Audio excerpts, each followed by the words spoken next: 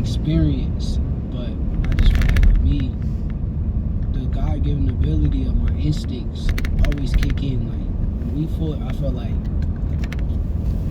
my brain just knew how to win. Like it just, everything was just like my instincts kicked in and everything just took over. Like I didn't even. It felt like an out-of-body experience. Well, you're a very tactical guy. Like, you know, there's a thing, one of the things I love about watching you fight is I love watching a guy who sets traps and who avoids damage. And you are one of the absolute very best ever at setting traps and avoid damage. You take so few punches in your fights. Yeah. There was that one fight where you recent fight where you decided to stand with that dude. Who was that? William Zepeda. That's right. Zepeda's a tough guy, man. He is. But you fought that in a different way. Did you do that on purpose? It was partly on purpose and partly to get his respect. Because I really didn't have a choice but to get his respect. Because if I'd have tried to outbox him and move around the ring, I probably would have made the fight harder than it had to be. So I knew, like, I gotta, like, make him respect me early. And that's what I kind of, like, started the fight hot. Why would it make it harder than it had to be if you boxed him? Because sometimes when you, like, a guy, like, if you watch today's boxing, judges give the fight to mostly the guys that's coming forward. So if I'd have went in there and bagging up and moving around the ring while he was more active, it probably would have looked as though he's winning the fight. So I had to make sure, like, the judges know who's winning. So I kind of had to take some in order to give some in that fight. There was a very unusual fight for you. I saw an interview with you after that fight where you're like, I'm not fighting like that again. Fuck that. Yeah, because I know, like, I see, like, the modern day, like, the old school boxers and, like, the punishment that they taking, and you'll see them today, they can't really talk as well as, like the Andre Wards and the Floyd Mayweather, who can talk good and still articulate things to their grandparents, to their grandchildren, to their children. And for me personally, it's like I want to make sure that I'm able to really speak well to my kids and my grandkids and all of that. So taking punishment ain't for me. Yeah, I support that 100%, and I applaud fighters like you for setting an example for young fighters coming up. Like, defense and tactics and understanding the game is the most important thing. These guys that want to put on an entertaining fight and just go in there and slug it out, like, man, you are giving up your brain for some people who don't give a fuck about you. Oh my God, it's the guys on the truth right there. I be seeing a lot of fighters nowadays where they stand there like punching bags and let people hit on them, and you'll see them after the fight, they marked up, and in a few years, I don't think that they're gonna be able to speak as well as like somebody like me. So no, there's a bunch of examples of that. Obviously, we can all see it, but you know, it's a complicated sport, and for people that don't understand the sport and don't appreciate the sport, they just see two dudes punching each other, but they don't see subtle movements. And you were doing this like half out jab and then popping him with it, and you could tell he had no idea it was coming. It was so frustrating for Teofimo. I was watching, I was like, there was a bunch of times where I was watching, I just was yelling out by myself in my house going, woo! That check right hook, ooh! It was so pretty, man. You hit him with some pretty shot, but it was just, you were just tuning him up. It was a beautiful performance, man, because it was everything that I love in boxing. Yeah. Skill, movement, understanding, ring IQ, knowing what's happening, and every time he would get fired up and try to take it to you, the most he could do is touch your body. That's all he was able to do. Honestly, for me personally, I feel like I'm like the best fighter in boxing, and I don't like mean this in no disrespectful way, because I got a lot of fighters in boxing that I still watch to this day that I like, and I'm like, okay, I'm still this. So Usyk, I love Usyk. I love Usyk. I love Bivol. I love them Eastern European styles. But for me, like, I just feel like I'm a fighter that could do it all. Like, I can do it all. Like, whatever needs to be done to get the job done, I can do that. So some nights you might see I might outbox people. Then some nights I might stand there and beat a guy up and beat them at their own game. So I think for me, I'm the most complete fighter in boxing. Well, that mindset is what you need, especially in a sport where you've dominated divisions, Yeah. right? So if you've dominated divisions and you're still looking to achieve a higher level, you can't just look at the guys that are your competitors. Yeah. Because at 135, it was so hard for you to get fights. Yeah. At 140 now, what are you going to do? You just do that to Teofimo? It scared a lot of people. Yeah. Nobody wants to look stupid. I mean, Teofimo's had some good fights in the past and he's lost in the past, but he's never looked out of place. Yeah. And he looked out of place in that It's fight. crazy though, because when I seen him, when he fought in New York on the Times Square card, I'm like, man, this dude is nice. Like, I'm sitting there, I'm like, whoa, like, I couldn't believe, like, how good he was. But it kind of, like, just made me get up. Like, I'm like, okay, I want to see, like, what he can do with me. Right. Because the way he made Arnold Barboza look in New York was, like, he just made him look like he's not on his level. Well, he wasn't on his level, but then Teofimo's not on your level. Yeah. I mean, this is the beautiful thing about competitive sports, Yeah. especially boxing. This one-on-one, which I think is the purest form of competition, boxing and MMA, is that you could show that as great as a fighter is, like, people could watch the Teofimo fight and have no idea how good he is. Yeah, for sure. And I would say, go watch the Barboza fight, go watch the Lomachenko fight, go watch many of his fights. The guy was an excellent fighter, still is an excellent fighter, but there are levels. Yes. And the mindset that you have, I am the best fighter in the world, period, is what allows you to beat guys like that and the hard work. For sure. Like I said, I'm God-given and I work super hard, and I think the biggest thing that I don't get credit for is my discipline. Like, I feel like I'm very disciplined when it comes down to making the sacrifices and making the life changes that I need to make in order to be 100% on fighting. I feel like a lot of people don't get me. I mean, they don't know. They don't know. That's they just all see it is. it. You know, I've been seeing like fans tweet and they be like, "Oh, get off Twitter or get off social media." But I'll be on social media like right after I just left the gym. I'm like, what's the problem? Like, I'm just talking my talk on social media right now. Like, let me live. Like, well, people are always looking to criticize, but there's no way you can have the kind of performances that you're having and not be locked in. and not be locked in. It's not possible, especially over 12 rounds, because I mean, you know better than anybody alive that the kind of discipline that it takes to be in the kind of condition that you have to be in to fight 12 hard rounds and put on a virtuoso performance. So it's like, dun, dun, dun. It's crazy though. Everybody like y'all love the performance because y'all got to see it that day. But like for me, when I'm in the gym, it's still levels that I feel like I haven't got to show to the world. Like I kind of only really shown like 70% of like what I really could do, and I feel like with that performance, it was just like, okay, this is like an okay day in the gym. Like an okay day. It ain't like my best day in the gym. Like I have like days in the gym where I'm like, ooh. I don't know how I just did that, but I'm just like on point. So it was a good day though. The thing is, you're getting better. Yeah, for sure. You know, that's the thing. It's like those days that you have in the gym and this performance and the mindset that you have, like it's still not saying I did it all. Not seeing, okay, virtuoso performance, still only 70% of what you're capable of. Yeah. That's what takes a guy from being a very good fighter to being an all-time great. Yeah. And it's a matter of maintaining that over years and years and years that is so difficult for people. Yeah. And discipline is where that comes in. Yeah. Enthusiasm and motivation is great in the beginning. A lot of people have enthusiasm and motivation in the beginning, but it's when you've been a champ for 5 years, 6 years, you know, the grind of it all, the 12-week training camp away from your family. People don't think about that. Yeah, that's why I'm kind of glad that I got all of the things that happened in my career, where I had a little trials and tribulations happen early. So when I had my hand problem and I had like a fight where I didn't perform as well as I wanted to, it kind of got me prepared for like now. Now it's like I'm 100% on top of my game. Like you're not gonna be able to like beat me without me being like fully prepared. Like you're gonna have to be a bad dude to come in the ring and beat me. Like, cause I just don't see it happening with none of these guys. Well, it's like how far you've gone, right?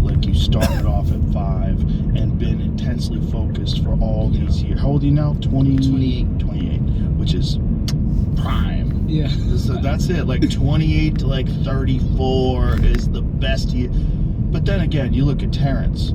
I mean, he's at an age where a lot of people say it's over, and he put on the performance of his career against Canelo. I don't know how he do it. He's like a different human being. Like, he's so smart. If I'm honest, he is like the reason. I'm not gonna say he the reason why I am who I am today, but he brought my game from like where it was at to like a very high level, and he don't even realize like he done it. Like me just being in the gym, able to watch him and pick up on like the little things that he doing, his bad days, his good days, I'm seeing everything. And like when he come out there on fight night, how prepared and how ready, how confident. Like honestly, that dude he put me into a whole different world. To now to where I'm like, oh, I could beat anybody.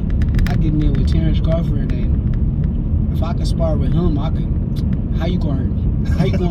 How you gonna beat me? Like, I'm in the ring with the best fighter in the world. Like, one of the best of all time.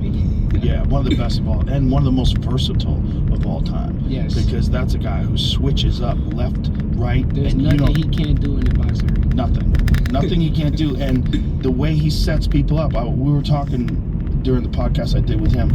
He did this one sneaky thing where he was throwing a straight left, and then Canelo would go to counter, and he would hook it right off of the punch. Like on the extension, Canelo would lean back to counter and pop, and catch him on the chin. You can see it. It's like, oh my God, that's pretty. I've never seen him throw that punch until Canelo, though. That's the crazy part.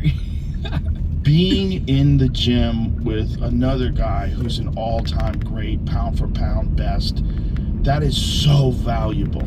And so many guys don't like that because they don't want to be the second best, or they don't want to be in there with someone who's as good as them. You know what I mean? Like, iron sharpens iron. For sure. And for you to be a young guy, who have a guy's, Terrence is what, 10 years older than you? Yeah. Have a guy who's further down the path and be able to see him and absorb all that, it's better than any coach in the world. Yeah, but it's been going on for years. Like, it ain't like just a new thing. People don't understand. Like, when I was 19 years old, I was around Terrence. Like, I was at his house playing him in 2K. We'd go to the gym, argue. Like, he really one of the most competitive persons I ever met in my entire life. But you have to be. I just never, like, for me, I just know for a fact my game has up because of that dude. Yeah, it has to. It's also, you're seeing this level that is so high in boxing. Like, you can compare it. You could go back and look at Sugar Ray Leonard. You can look at Pernell Whitaker. You look at all these guys, and you can compare Terrence to the people that the pundits sit down and say all-time greats. And Terrence is unquestionably an all-time great. He might even be better than them. He might be. Like, he might be. All due respect to the legends. I agree with you. He is that good. He's that good. I feel like there's a thing that was happening before the Canelo fight where a lot of people were sort of dismissing his previous opponents and saying he never beat anybody and Canelo's another level. I know a lot of people bet a lot of money on Canelo. I was like, that's not a good bet. Yeah, it seems like that's the thing in boxing to where it's like, if they don't know the opponents, if you're not fighting somebody that's like a bigger name, right, they makes it seem like the opponents is not good. And that's like not true. Because at the end of the day, it's low-level opponents that don't get the type of shine that the high-level opponents get, but they will beat the high-level opponent. And are they really high-level opponents at this point? Like, I don't know. So, well, there's high level, and then there's the elite of the elite, right? Yeah, for sure. There's always that. There's like some guys that if they're in, like I always said that about Roy Jones during his prime. Like everybody said, Roy Jones didn't fight anybody. Not true. Roy Jones just made everybody look like they weren't anybody. Yeah, for sure. Because he was that, he was so elite. Yeah. And that's kind of the problem that Terrence was facing up until the Canelo fight. Because when a guy goes up 2 weight classes, all the way up to 68, Right. I mean, starts his career at 35. He's crazy. Last fight, he fights at 68 and then puts on a virtuoso performance. Virtual shutout. Maybe Canelo won one round. Yeah. You know, I mean, then everybody has to shut the fuck up. Yeah, he shut everybody up because you had to see, like, he used to say that he wouldn't fight Canelo. Like, he used to be like, oh, Canelo's too big, I wouldn't fight him. Then, like, it's like, out of nowhere, he had a change in mind and, like, he just went and attacked the situation. And it was a bad situation to be in. Like, you're going to go fight somebody 2 weight classes higher, punch hard, bigger than you, and you're going to go do that. So, for me, dude is amazing. He's amazing.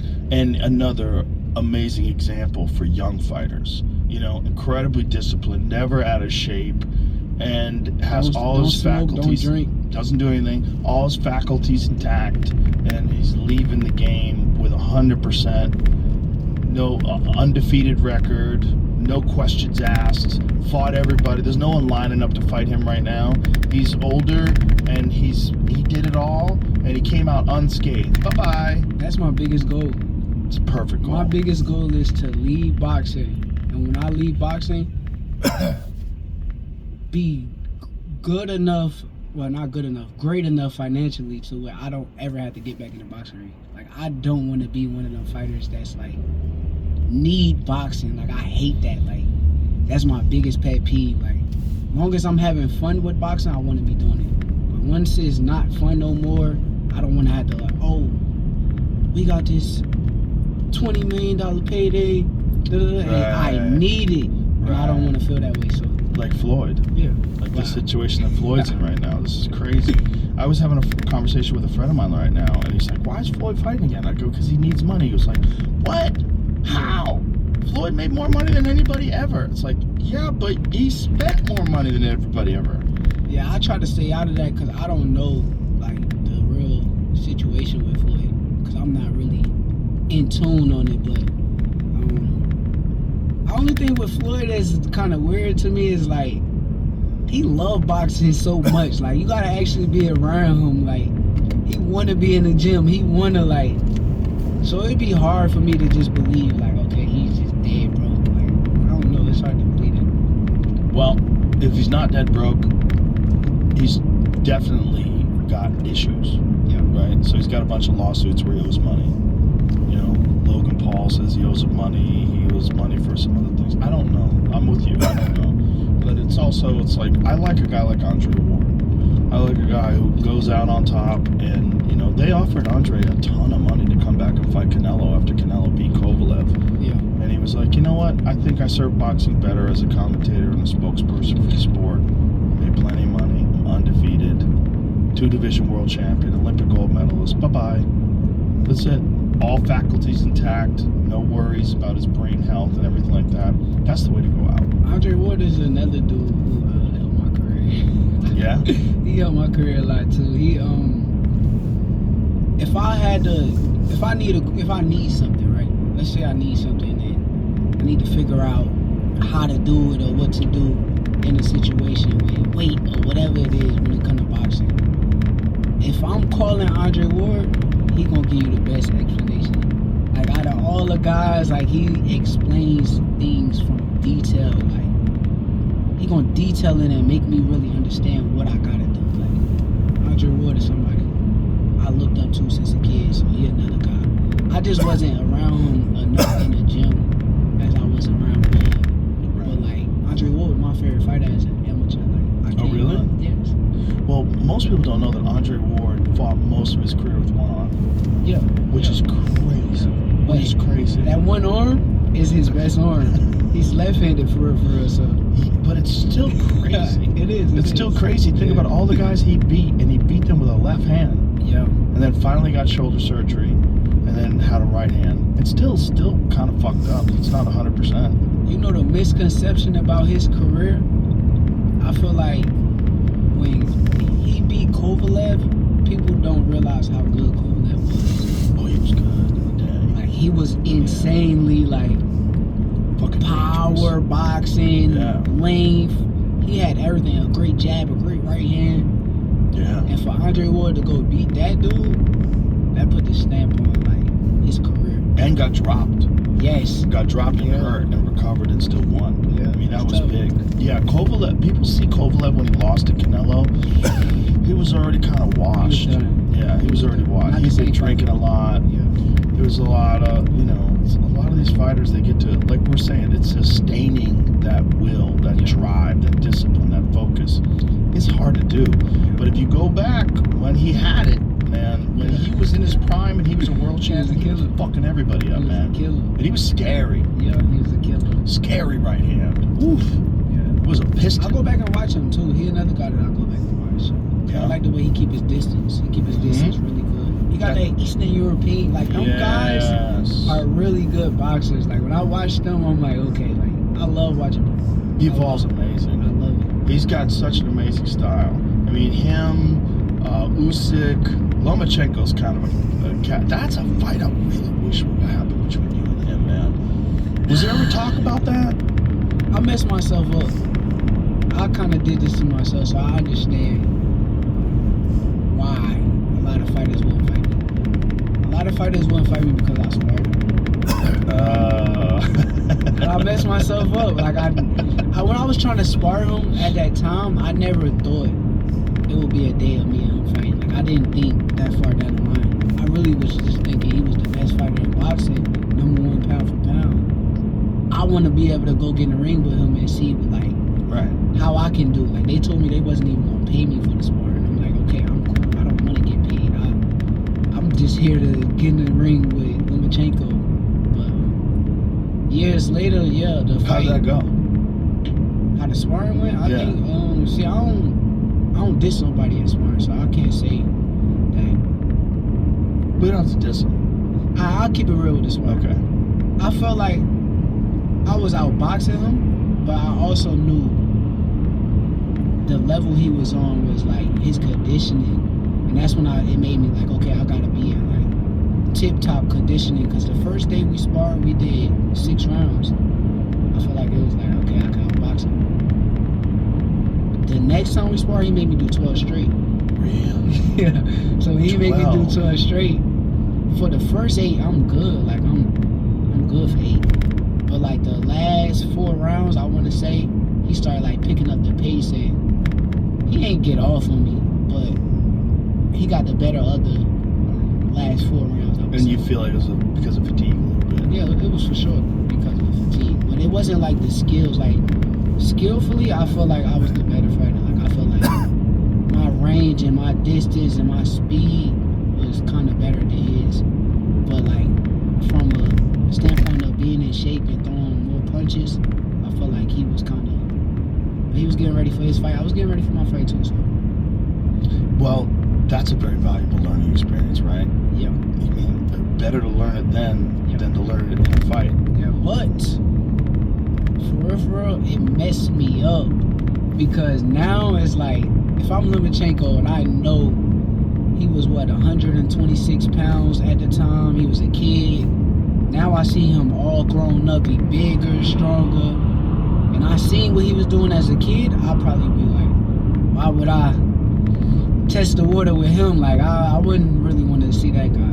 That's not the guy I want to see. So. That's fine. So you think that those sparring matches were the reason why you never got a fight with him? Yeah, for sure. I was surprised T fought me. Honestly, I was very surprised. Did you spar him as well? Yeah. Yeah. But when we sparred, we only did 3 rounds. But he made it seem like he kind of got off on me. But honestly, I felt like I was the better fighter. Well, Teal's a very headstrong guy. Yeah, He's tough. very tough, very confident guy. I mean, look, when he beat Lomachenko, that was a standout performance. He had that piston jab, man. He was sharp. Oof, he was I sharp watched that in that fight fight. 1,000 times before my fight. Well, I just think he knew that Lomachenko was a ghost. He was so hard to hit, and he came out explosive. Yeah, he looked so good in that fight. Lomachenko had a speed to like get his respect. Like I feel like Teal was kind of faster, and he knew like from a speed standpoint he was going to use it to his advantage. Also, Teal was a lot bigger, and he was dangerous. Like he was throwing danger with every punch. Even that jab had danger behind it. It was crazy. I feel like he was strong when I was fighting. Oh, he's strong as fuck, man. Everybody think that he wasn't, but I'm like, man, I ain't gonna lie.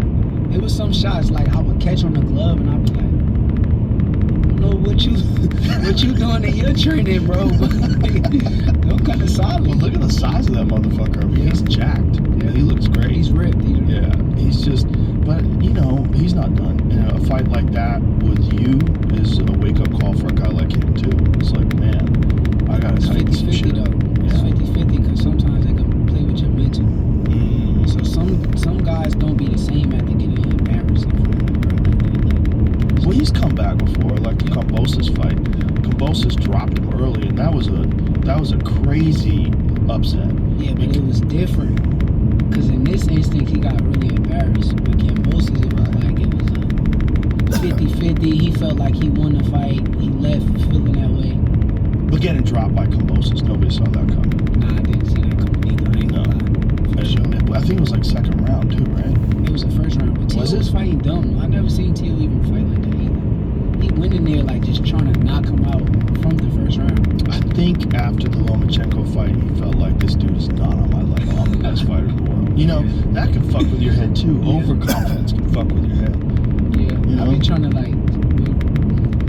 trying to like stay away from that, like, cause I'm very like confident in myself, so I be scared of being too confident, so I be trying to like make guys bigger in my brain, like, oh, this he's the truth. So That's smart. yeah, I got to, like, I don't have no choice, cause I'm very confident. We've all seen fighters that go in unprepared and think that a fighter's not on their level, and then that guy puts up. Knock him out. Buster Douglas and Mike Tyson. Perfect example.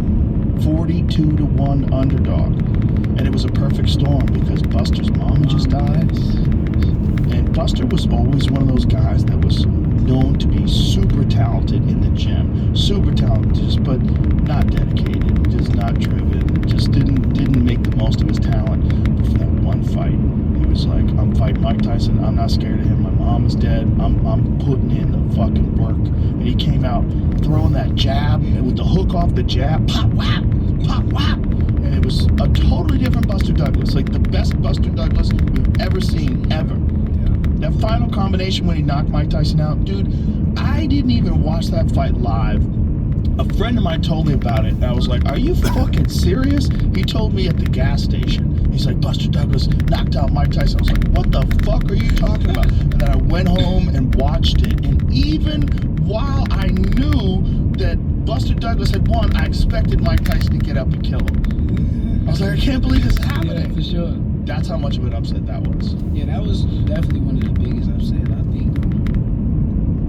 I don't know, because I wasn't during that time, but from what I've seen, it just looked like Mike didn't expect him to be that good. Like, it was a shocker. I think it was a shocker for everybody. Yeah.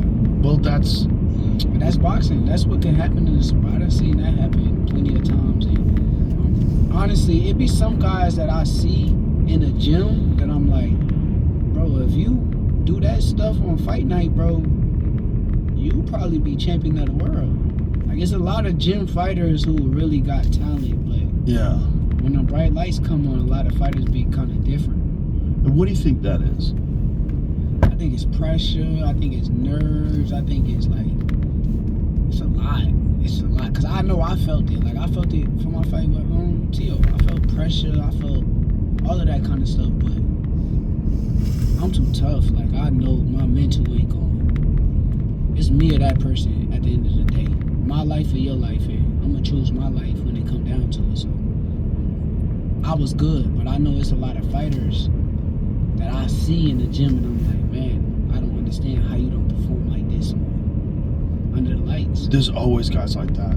There's always guys that are potential world champions in the gym, and you know, some people bank on them, and some, you know, you go, this guy just needs a mental coach, needs something to get him over that hump. But it's always interesting to me, because what is the difference between a guy who could just walk out there on fight day and perform at 100% of his ability versus a guy who gets dwarfed by the moment? The moment comes, the big Mental. pressure. Yeah. It's all mental. It's all in your head. Like, Yeah. what you thinking and what you believing and the things that's going on in your brain is what's going to come out. Like, I'm already telling myself, like I said, I tell myself it's either me or him. So my life or your life, and one of us gotta go.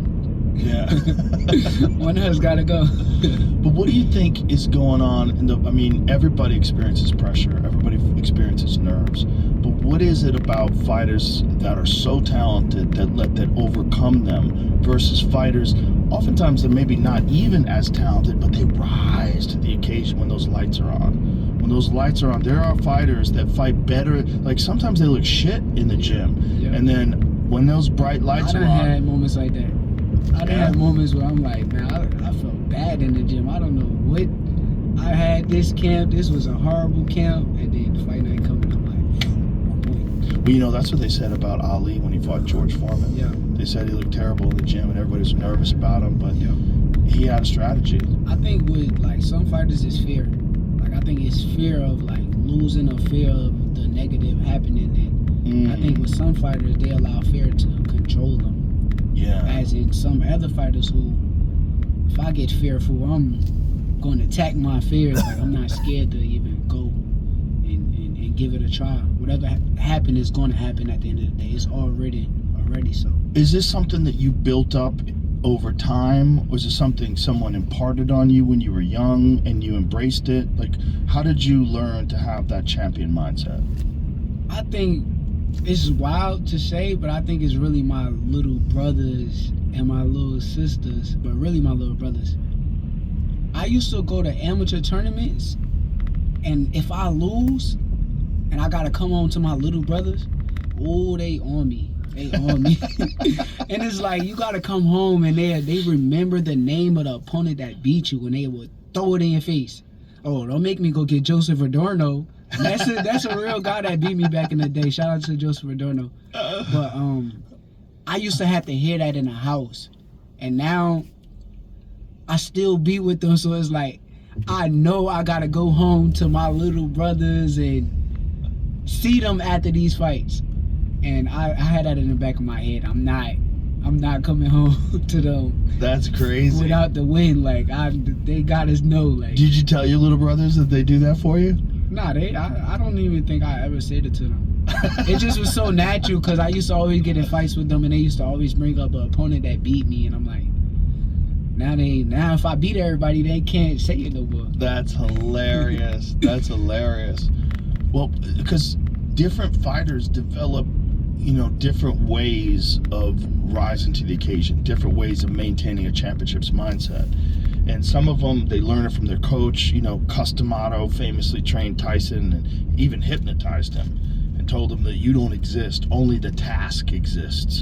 And he had Mike Tyson just like a fucking machine when he would get into that ring. I think, shout out to my grandfather too, because my grandfather is my coach. And like his energy during fight week, like they don't even realize, like, it wasn't even just the coaching that he was doing. It's like the energy that he kind of gave off to me. It reminded me of me when like I was a kid and me and him would go to amateur tournaments, and like he just so like amped up and like ready, and like it kind of brought on to me, and it kind of got me like amped up as him. Like, okay, I gotta stand on business for my grandfather. I got to. I don't got no choice. Oh wow. But he's definitely a great coach. So family is a big thing for you. Yeah, family is everything for me. Like, I enjoy spending time with my family. Like, I'm not like a lot of these boxers. Like, with all due respect to them, they like the fame, all that kind of stuff, the cars, I'm more so like, I get a big check, I want to go